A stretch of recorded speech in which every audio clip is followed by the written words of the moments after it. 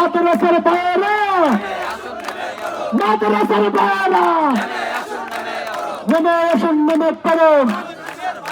প্রশাসন তখন আমাদেরকে বলে যে নির্বাচনের তফসিল ঘোষণা হয়েছে, এখন আমাদের খালাতো ভাইদেরকে আর ধরা যাবে না।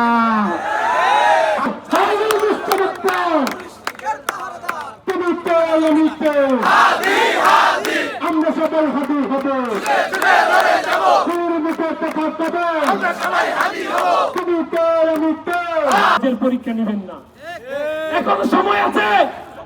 হাদি ভাইয়ের হত্যাকারীদের বিচার করুন। যারা আজকে যমুনার সামনে জাবের ভাই সহ আমাদের মহিউদ্দিন রনি ভাইকে টার্গেট করে মাথায় গুলি করেছে। জুলাইয়ের যে শক্তি, সেই শক্তি এখনো মাঠে রয়েছে। জুলাইয়ের যে অগ্নিস্ফুলিঙ্গ, সেই স্ফুলিঙ্গ বিশ্ববিয়াসের মতো যে কোনো সময় দাও দাও করে জ্বলে উঠতে পারে। সুতরাং আমরা এখন পর্যন্ত রাজপথে আছি। আমরা নির্বাচন চাই এবং বাংলাদেশকে একটি স্থিতিশীল পরিস্থিতিতে রাখতে চাই।